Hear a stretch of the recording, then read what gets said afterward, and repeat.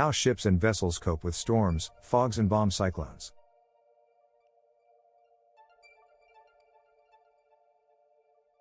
Storms at sea are tormenting experiences. Towering walls of water, driven by a strong wind, crash into the ship. A strong storm can hit even the largest and most durable ships. And they are an unavoidable part of life on the water. However, a storm is part of life on the sea and ocean. If the ship is on the ocean and you have bad weather, the captain can't dodge every storm because, as Fred Pickhart, chief meteorologist at Ocean Weather Services, explained, ships are usually on a very tight schedule.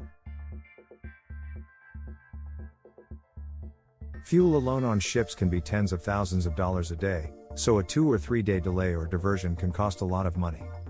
Therefore, they always want to minimize delays.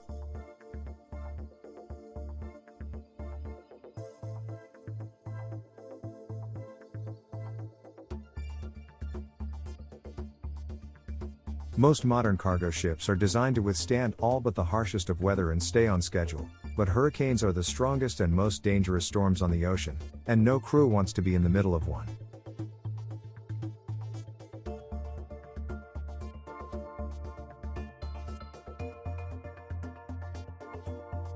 To avoid hurricanes, sailors need good weather information.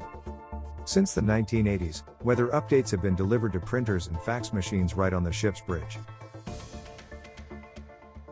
U.S. cargo ships are required to carry a navigational telex, navtex, and a radio receiver that receives mid-frequency radio signals and converts them into a text printout.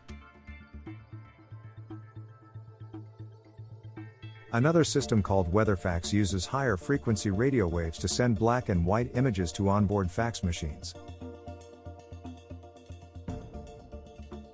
Today, captains can also receive weather maps, satellite imagery and other information via email.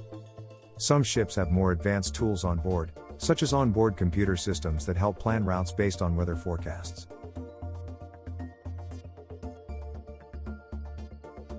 Anything you can get on a computer at home, you can probably get at sea via satellite, says Fred Pickhart, meteorologist at Ocean Weather Services.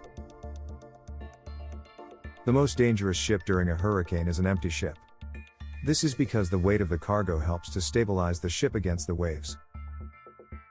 The ballast provides a small amount of stabilizing weight when ships are sailing empty, but this is not always sufficient. It can be tricky, especially if you don't have cargo, said former Popular Mechanics naval captain Max Hardberger. When you only have ballast water at the bottom of the ship has a very bad roll. For example, on ships where we would go with a 30-degree list on one side, we would go through a 30-degree list on the other side in 3.5 seconds. It is hard for the crew to pump over on the ship, but the worst thing for the ship is the repeated blows of the hull into the troughs between the waves. Modern cargo ships are built of thick steel, but if the waves are big enough and then their impacts last long enough, the impact of those impacts can blow the ship apart.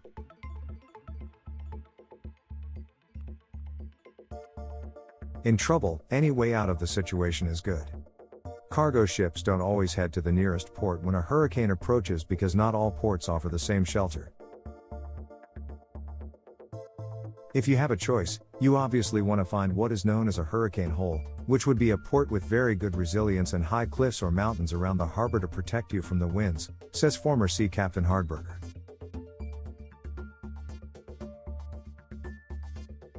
Once in port, the crews anchor the ship, leaving the anchor chain sagging to prevent the waves from breaking the chain. They can also turn on the ship's engine to apply pressure to the anchor. Once you've all done that and anchored, there's nothing more you can do to protect the ship in a hurricane, just hope and pray, says Hardberger. It can be dangerous to get into the wrong port.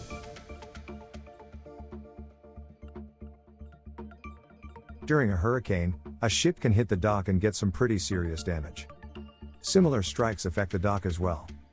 Port authorities may order ships to leave in anticipation of a storm at sea. There are ports that are so dangerous that ships actually go out to sea thinking it would be safer to get through a hurricane at sea than in port, says former Popular Mechanics Sea Captain Max Hardberger.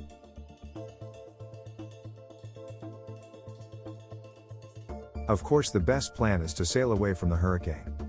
With the current speed of ships, this is possible and ship captains will be able to avoid a hurricane. But the later the captain of the ship realizes that it is necessary to get away from the hurricane, the less options there will be to get out of there. When a hurricane gets too close, sometimes there are problems.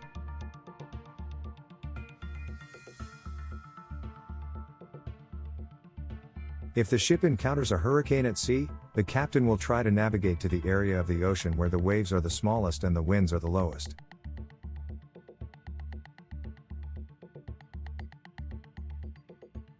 The low side or clear side of a storm is usually the side lying counterclockwise from its leading edge. In a storm, the survival of a ship depends on two things: sea space and the rudder. Sea space means that the ship is at a safe distance from anything it might crash into, such as the coastline. Cargo ships try to stay away from the coast if they have to face a severe storm at sea.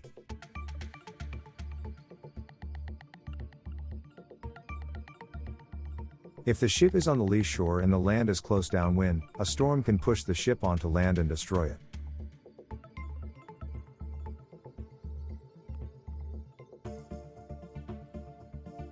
Steering means the ship is moving forward with enough power to steer it, not just the waves and wind.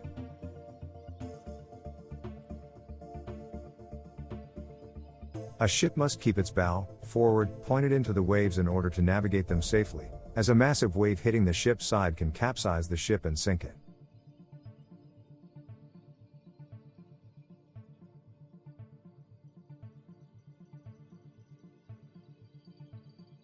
The wind and waves will try to turn the ship, and it takes forward momentum to hit them.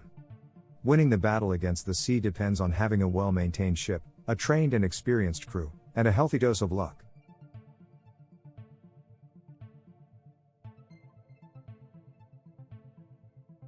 If you liked our video, like it and subscribe to the channel. Thanks for watching. Until next time, friends.